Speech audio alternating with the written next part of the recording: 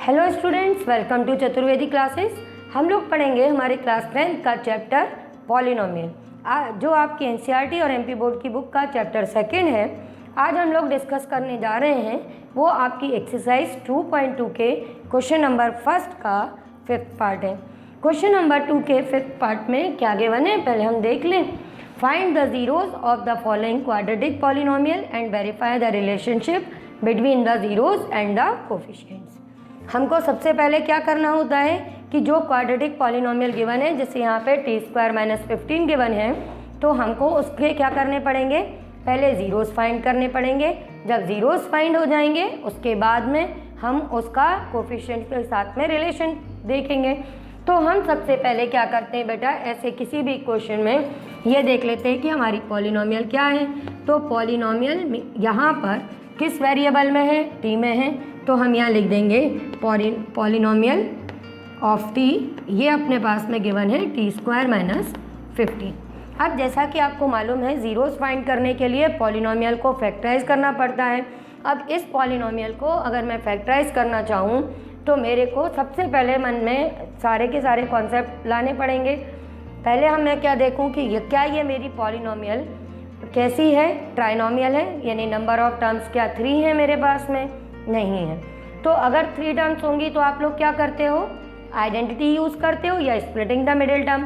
तो वो चीज़ यहाँ पर नहीं कर सकते।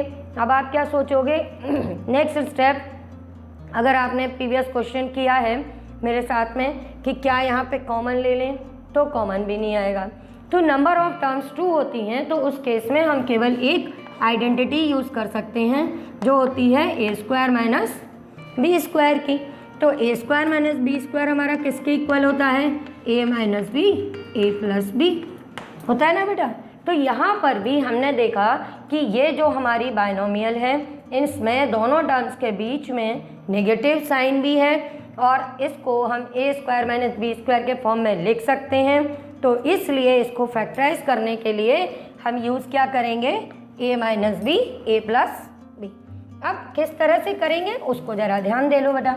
यहाँ पर हमको ये तो मालूम है कि जो हमारी फर्स्ट टर्म t है वो t का स्क्वायर होती है, पर ये जो आपकी 15 है क्या किसी नंबर का स्क्वायर होती है? आप कह दोगे कि नहीं मैम, 15 तो किसी का परफेक्ट स्क्वायर होता ही नहीं है। तो ऐसे केस में जब अपने पास में कोई नंबर किसी का स्क्वायर नहीं होता तो हम उसको कैसे लिख देते हैं, √15 का स्क्वायर। क्या ये बात समझ में आई?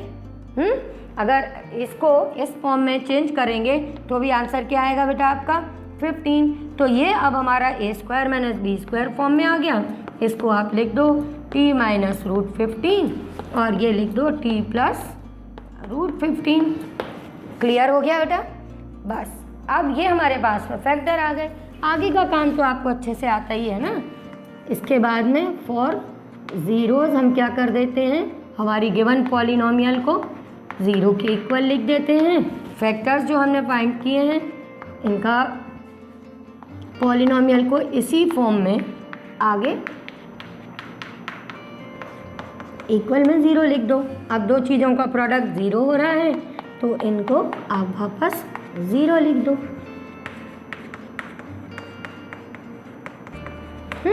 अब ये हमने सॉल्व किया तो ये t की वैल्यू आ गई √15 और यहाँ से t की वैल्यू आ गई -√15 और ये दोनों आपके क्या आ गए बेटा, ज़ीरोज़ ऑफ द पॉलिनोमियल। तो अब आप लिख दो therefore zeros of the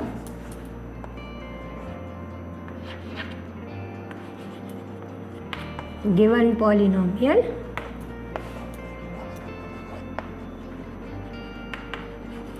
are. तो ये हमारे आ गए √15 एंड -√15। अब कोफिशिएंट्स के साथ में अपने को क्या करना है बेटा, इनका रिलेशन बताना है। कोफिशिएंट तो मालूम है ना, अगर मैं t² के कोफिशिएंट की बात करूँ तो t के साथ में लिखा हुआ नंबर, t की कोफिशिएंट की बात करूँ तो t का कोफिशिएंट क्या होगा। इस केस में याद सोचो जल्दी, जब तक मैं बता रही हूँ कि सोच के रखना।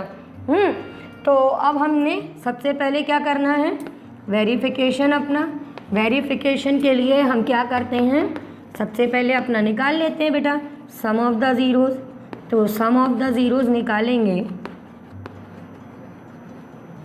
तो हमारे दोनों ज़ीरोज़ क्या हैं बेटा, एक है √15 और दूसरा है -√15।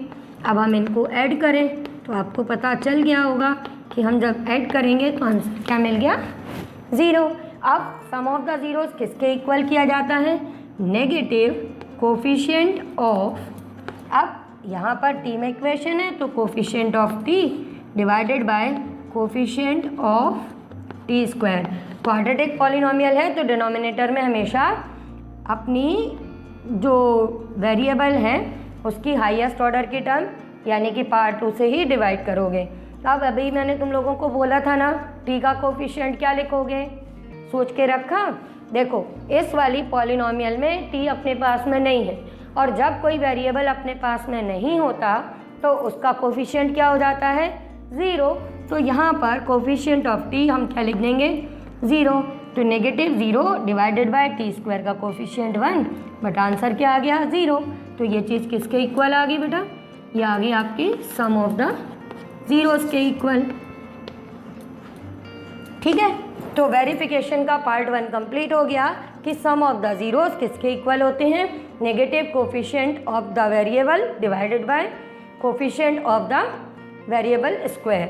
अब हम अगला काम क्या करेंगे, अगला करेंगे हम इनका प्रोडक्ट, और प्रोडक्ट निकाल के कांस्टेंट टर्म से उसको डिवाइड। आगे का काम मैं लिखती चलती हूँ।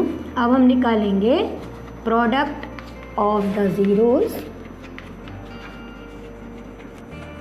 अब हमारे दोनों ज़ीरोज़ थे √15 और दूसरा था -√15। हम इनको मल्टीप्लाई कर दें तो ये आ जाएगा -√15 का स्क्वायर, यानी कि आंसर आ गया -15। ये बात तो समझ में आ गई ना बेटा। अब इसके बाद में आपको क्या करना है, कांस्टेंट टर्म का रेशियो निकालना है divided by coefficient of T square से। अब कांस्टेंट टर्म अपनी क्या है बेटा, -15। देख रहे हो ना, ये अपनी कांस्टेंट टर्म है तो ये हम इसको लिख देंगे, ये -15 डिवाइडेड बाय 1, तो ये भी आ गया अपना -15। और हमको ये मालूम है कि इनमें रिलेशन क्या होता है, यही होता है कि कांस्टेंट टर्म का कोफिशिएंट ऑफ टी स्क्वायर से अगर हम रेशो फाइंड करेंगे तो ये किस चीज़ के इक्वल आ जाएगा, ये आ जाएगा अपने प्रोडक्ट ऑफ द ज़ीरोज़ के इक्वल। तो इस तरह अपना पूरा वेरीफाई हो गया। अभी भी आपको कोई डाउट हो तो वीडियो के एंड में मेरे व्हाट्सएप नंबर से आप मुझे व्हाट्सएप करो, मैं आपके डाउट्स क्लियर कर दूँगी बेटा।